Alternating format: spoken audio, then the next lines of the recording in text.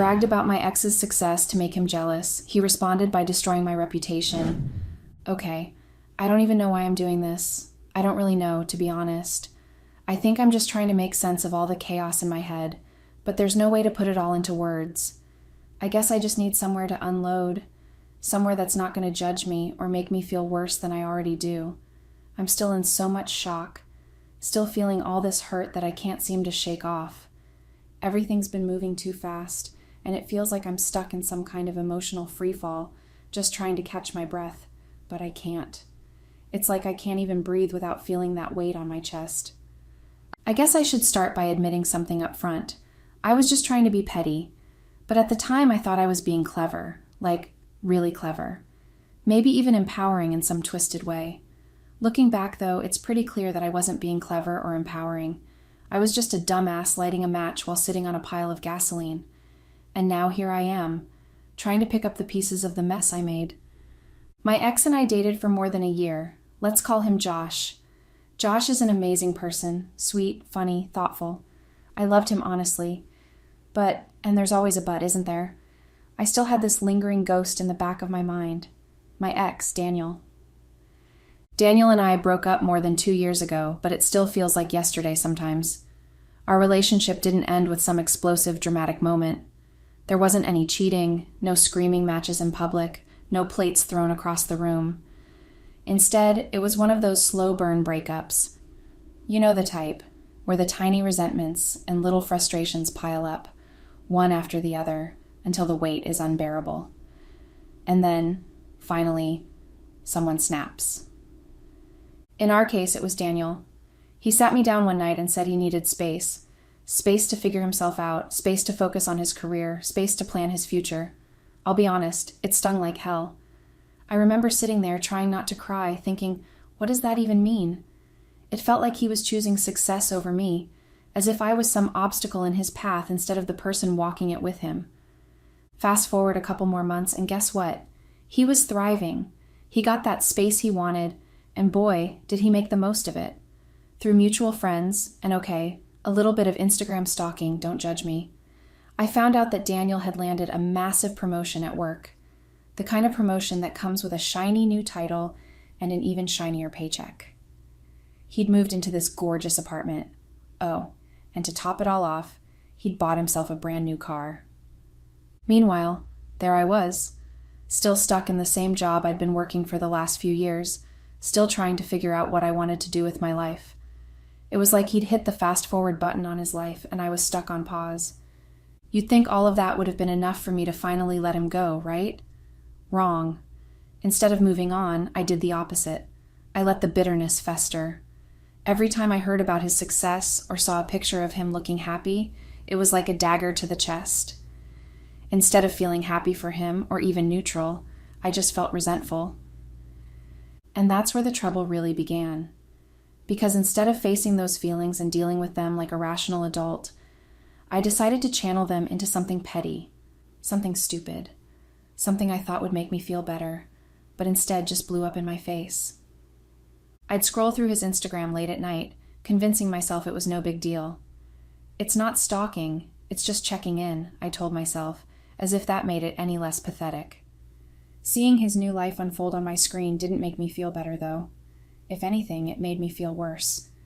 And then there was the jealousy. Oh, the jealousy. It wasn't just about the life he was living. It was about the fact that he seemed so content without me.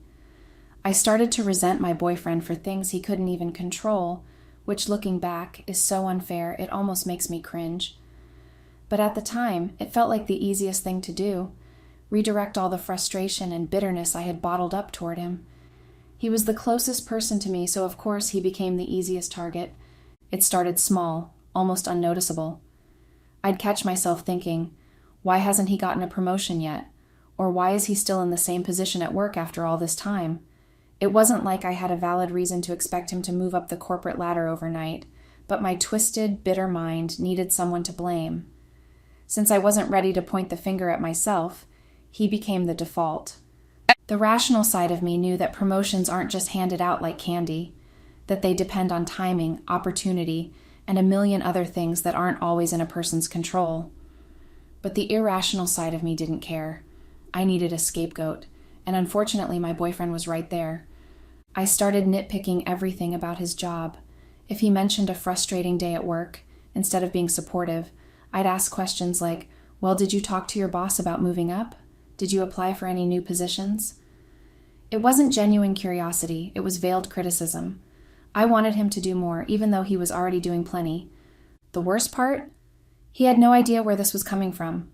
He thought I was being helpful or trying to encourage him, but in reality, I was projecting all my unresolved feelings onto him. I wasn't mad at him, I was mad at myself. Mad that I was stuck, mad that I wasn't thriving like Daniel, mad that my life didn't look like the picture-perfect fantasy I'd imagined. I began to resent the fact that he wasn't thriving in the way Daniel seemed to be. It was like I was holding him to some impossible standard that wasn't even real. Daniel's success wasn't the problem, I was the problem. But admitting that would have meant taking accountability, and I wasn't ready for that. So I let the resentment fester. I'd find myself getting annoyed at the smallest things, like if he came home tired after work and didn't want to talk about career goals, or if he was content just relaxing instead of chasing some imaginary ladder of success I'd set up in my head. I convinced myself that he wasn't trying hard enough, when really he was trying harder than anyone else in the relationship. I needed someone to blame for the mess in my head, and since I couldn't bear to blame myself, I unfairly placed that burden on him. He didn't deserve that. He didn't deserve any of it. And the more I think about it now, the more I realize just how much damage I caused, not just to him, but to the relationship as a whole. I was so wrapped up in my own issues that I couldn't see the amazing person right in front of me, and by the time I did, it was already too late. So I definitely started to talk up my ex way too much. Like, way too much. It wasn't even subtle. I'd bring him up in random conversations, sometimes out of nowhere. And I'm sure my boyfriend was sitting there thinking, why the hell is she talking about this guy again? Honestly, I don't blame him. If the roles were reversed and he kept bringing up some ex, I would have flipped out, no question. But at the time, I didn't see it that way. Or maybe I didn't want to see it that way. To me, it felt harmless, like, oh, I'm just talking. It doesn't mean anything. Spoiler alert, it definitely meant something. I was talking about Daniel, my ex, like he was this shining example of success and ambition. I was clearly trying to make some kind of point, but at the time I convinced myself it was innocent. My boyfriend, bless him, tried to handle it as calmly as possible at first. He'd say things like, why do you bring him up so much? Or, do you even realize how often you talk about him? I know he was trying to understand, trying to have a mature conversation about it, but I wasn't in the right headspace to hear him out. Anytime he brought it up, I'd immediately get defensive. I'd hit him with the classic, why are you being so jealous? As if he was the one with the problem. In my head, I wasn't doing anything wrong. I wasn't texting Daniel. I wasn't seeing him. I was just talking. And I'd tell my boyfriend exactly that. It's just talking. It doesn't mean anything. You're overreacting. But let's be real. It wasn't just talking. Constantly bringing up an ex, especially in a way that highlights their accomplishments, isn't normal behavior. I was comparing him to my boyfriend, even if I wasn't outright saying it. And of course my boyfriend felt insecure about it. Who wouldn't? He tried to explain how it made him feel, but instead of listening, I doubled down. I'd brush him off with, you're making a big deal out of nothing, or, it's not like I'm saying I want to be with him again. But let's be honest, what else was he supposed to think? I was constantly hyping up another guy, someone I had a history with, and then gaslighting him into thinking his feelings were irrational. I see now how shitty that was, but at the time, I was so caught up in my own mess that I couldn't admit I was wrong. The worst part? Deep down, I knew what I was doing. I knew I was bringing up Daniel to make a point, to make my boyfriend feel like he wasn't measuring up. It wasn't fair, and it wasn't right, but I did it anyway. And of course, like any other human being, my words started to get to him. I mean, how could they not? I wasn't exactly being subtle about it. I wanted my boyfriend to be jealous. Honestly, that was the whole point. I thought if he got jealous, it would mean he cared more, or maybe it would spark some kind of reaction in him that would make him try harder, be better, or whatever nonsense I had cooked up in my head at the time. But the thing is, he didn't get jealous. Not in the way I wanted, at least. He didn't sulk or throw a fit or start competing with the ghost of my ex. Instead, he sat me down to have an actual conversation about it numerous times. He told me how my constant comments about Daniel made him feel. He told me it hurt, that it made him feel like he wasn't enough, like he was being compared to someone else every time I opened my mouth about my ex. Did I listen? Nope, not even a little bit. I brushed it off completely. I was so wrapped up in my own pettiness and self-righteousness that I couldn't even acknowledge how valid his feelings were. Instead, I turned it around on him. I told him he was overreacting, that he was being ridiculous and reading too much into it. I even went as far as to say he was just jealous and trying to control me. In my head, that justified everything I was doing.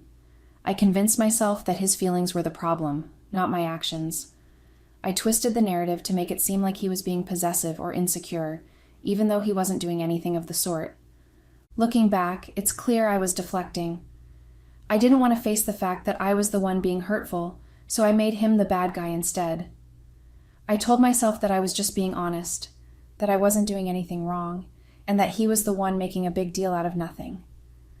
I knew I was being dismissive and unfair, but I didn't care enough to stop. It's one of those things that's so painfully obvious in hindsight. He wasn't overreacting. He wasn't being jealous or controlling. He was just trying to tell me how much it hurt to constantly hear about another guy, someone who I was supposed to be over, and I didn't give him the respect he deserved.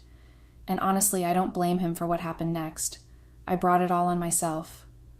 The more I talked about my ex, the more vocal my boyfriend became about it. At first, he tried to be calm, bringing it up in a way that wasn't confrontational. But the more I kept bringing Daniel into conversations, comparing him to my boyfriend, dropping little tidbits about Daniel's new life, or straight up praising him, the more my boyfriend started to express how uncomfortable it made him. And every single time I shut him down. It was like a reflex. I'd immediately tell him he was overreacting or that he couldn't take a joke. I told him he was being jealous, and worse, trying to be controlling. That was my ace card, my trump. Anytime I pulled that card, he'd stop. He'd shut down completely, and the conversation would die right there. It became my go-to response, knowing it would silence him. But here's the thing, that wasn't enough for me. I wanted more. I didn't just want him to stop talking. I wanted a reaction. I wanted him to be jealous, extremely jealous. In my twisted logic, jealousy equaled proof of how much he cared. I wanted him to get fired up, maybe even angry. I wanted to see some sort of emotional explosion that would validate me, make me feel important, make me feel like he thought I was worth fighting for. But he never gave me what I wanted. Instead of jealousy or anger, I got hurt. Instead of explosions, I got quiet disappointment. And because I wasn't getting the reaction I thought I deserved, I kept pushing. I doubled down. I talked about Daniel even more, brought him up in places where it wasn't even relevant, and found new ways to weave him into the conversation. It wasn't just a slip of the tongue at that point. It was intentional. I wanted my boyfriend to feel something, to show me that this bothered him. I thought that by poking the bear enough times, eventually it would growl. But all I did was make things worse. And then came the night I really messed up. We were at a group hangout with some mutual friends. The vibe was chill. Drinks, snacks, people catching up on each other's lives. At first it was fine, but then someone brought up Daniel. They mentioned how well he was doing, how his new business was taking off, and that was all the opening I needed. Before I even realized what I was doing, I started bragging about him. I went on and on about his new job, how much money he was making, the fancy car he had just bought, and how he'd completely glowed up since we broke up. I wasn't just adding to the conversation, I was steering it, throwing in every little detail I knew to make Daniel sound as impressive as possible. And yeah, I'll admit it, I kept glancing at Josh while I was talking. I wanted to see some kind of reaction from him. I wanted to see him squirm a little, maybe look uncomfortable or insecure. In my twisted logic, I thought, if he feels a little jealous, it means he cares. But Josh didn't react the way I expected. He didn't argue, didn't snap, didn't even roll his eyes. Instead, he just sat there quiet and stone-faced. After a while, he stood up, said something about needing some air, and walked out. At first, I thought he'd just gone outside for a breather, or maybe stepped out to take a call, But when I went looking for him later, I realized he had actually left the party, just straight up left. We had driven there together, so that meant one thing. He'd taken the car and left me behind. I ended up having to call an Uber to get home, and let me tell you, that ride gave me way too much time to think. Sitting there, staring out the window, I started to replay everything I'd said that night, and for the first time, it hit me just how cruel I'd been. When I finally got home, I walked in and saw Josh passed out in bed. At that point, I didn't even want to deal with anything, so I just climbed in beside him, pulled the blanket up, and laid there in silence. Part of me was still buzzing from the events of the night. I kept wondering if Josh would say something when he woke up. But no, he just stayed asleep. Quiet, calm. The next morning, I woke up and realized what a massive mistake I'd made. I should have apologized right then and there, taken responsibility for what I did, and owned up to the fact that I was being an absolute idiot. But of course I didn't. Instead, I just brushed it off, thinking it would blow over like everything else. I thought, it's just one more argument, he'll get over it. I honestly believed I could just skate by without acknowledging what I did, that he would just get over it like he always did. But that was incredibly stupid of me. I see it now, but at the time I convinced myself that I was doing the right thing by not making a big deal out of it. I thought maybe if I waited long enough, Josh would forget about it or just move on without me having to confront it. He didn't bring it up, didn't complain, didn't make a scene, so I assumed everything was fine, right? Wrong. I seriously misread the whole situation. I guess deep down I thought I could get away with it. I mean, I'd gotten away with this kind of behavior before, so why would this time be any different? Josh wasn't the type to raise his voice or make a dramatic scene, so I figured that because he stayed silent, everything was cool. About a month after that day, something surprising happened. Josh quit his job. I mean, I was totally blindsided. I couldn't even process it at first. Why the hell would he quit? He had been the one holding us together financially, paying the rent, making sure we could eat, covering all the bills. He had been the one keeping everything afloat, so why would he just walk away from it all? At first, I figured maybe he was just fed up. Maybe the job was too much for him. Maybe it was just burnout. That's what I told myself to make sense of it, because it seemed so sudden, so out of nowhere. But then, when I asked, I found out that he already had another job lined up. And not just any job. Apparently, it was a way better one. A huge step up from where he was. Honestly, part of me felt relieved. I mean, it was great that he had something better, right? He was going to make more money, have more opportunities. That should have been a good thing. But here's the thing. While part of me was happy for him, there was this other feeling creeping in that I couldn't shake. Everything around me started to feel like it was shifting. And it wasn't just about the job. It was like I was losing him, piece by piece. He had always been the one who supported me, who held things down, and now it felt like he was slowly slipping away. His emotional distance was obvious. He wasn't reaching out to me anymore. He wasn't talking to me like he used to. He wasn't asking about my day or making plans for us. It was like he was becoming a completely different person that I didn't know. I couldn't even explain why it bothered me so much. It wasn't like I wanted him to stay stuck in the same place forever, but the fact that he was making all these moves without me, it was like I was being left behind. The more he focused on his future, the more I felt like I was stuck in the past. I could feel the emotional wall between us getting taller. He was becoming more distant, more independent, and it was like he was building a life that had nothing to do with me. He didn't need me to be his safety net anymore. He didn't need me to be the one to lean on, and that was terrifying. Months after that night, when I had convinced myself that everything had smoothed over, Josh blindsided me. He broke up with me out of nowhere. I was absolutely shocked. I didn't see it coming. Like we hadn't fought. We hadn't even argued. I genuinely thought we were past this whole mess. I thought maybe I had gotten away with it, or maybe he'd just let it slide. But no, he ended things right there, in one swift blow. He told me that he couldn't be with someone who didn't respect him, who constantly looked down on him, and to top it all off, was still so hung up on their ex. He straight up said that if I was still so obsessed with Daniel, I should just go back to him. I couldn't even process the words when he said it. It felt like someone slapped me across the face. He wasn't just mad or upset. He was done. He kicked me out of the house, and that was it. Just like that, I was out on the streets. I was speechless. I couldn't believe it. I didn't have anywhere to go. I was completely on my own. I ended up staying with a mutual friend for a few days, just couch surfing and crying my eyes out. I honestly didn't know what to do. I tried reaching out to Josh, begging for a chance to talk, to fix things. I told him I'd stop talking about Daniel, that I'd make it right. But he wasn't having it. He wasn't interested in fixing things with me. He had made his decision and stuck to it. He blocked me everywhere, phone, social media. I was cut off. I didn't even have a chance to fully process everything before it was all over. I tried talking to our mutual friends, hoping maybe they would help me get through to him. But nope, they didn't want to get involved, and honestly, I didn't blame them. They all knew about the stuff I'd been saying about Daniel. They had noticed how I kept bringing him up, and they told me they supported Josh. They thought he deserved better than me. That hit me hard. Everyone was on his side, and I realized just how much I had messed up. I had ruined what I had with Josh, all for my own petty jealousy. I thought I was being clever or in control, but it turned out I was just pushing him away, and he couldn't take it anymore. All the things I had tried to avoid facing finally came crashing down on me.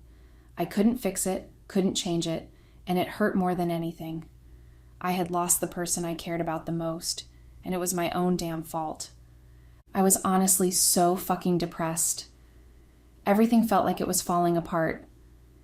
Yeah, sure, I talked about my ex a lot, but it wasn't because I missed him.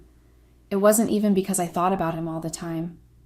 I did it to make Josh jealous, and that was a shitty thing to do. I knew it. I loved Josh. But I was too wrapped up in my own mess to admit it at the time. And the worst part was, I didn't even have time to recover from all the damage I was causing before things got even worse. So of course it happened. I got fired. Out of nowhere, my job just let me go. Apparently there had been complaints, anonymous complaints, and I'm not even going to get into the rumors because they were so fucking nasty. I don't want anyone identifying me from this, and trust me, these rumors were the kind that would destroy anyone. I couldn't believe it. I had no idea where they came from or who was behind it, but they had evidence. Evidence. Yeah, I put that in air quotes because honestly, what the fuck was that supposed to mean? The whole thing was bullshit, but there I was, fired with a measly severance package. I was homeless and jobless at the same time, which let me tell you is not a good combo. During all this chaos, it just seemed like the universe had a laugh at my expense. All my friends started pulling away, even the mutual ones. My one friend said I could crash at their place for 2 more weeks, and then I'd have to go. They didn't want to deal with the rumors, and honestly, I didn't blame them, even though it fucking sucked. But no one believed me when I tried to explain it. No one believed that it wasn't true. My reputation was shot to hell, and I couldn't do anything to fix it. The worst part? I knew who was behind it. I knew deep down it was Josh. I don't have any proof, and I know I never will. That's what eats at me. I couldn't prove it to anyone, and no one wanted to listen. Anytime I tried talking to people, even our mutual friends, they just immediately defended him.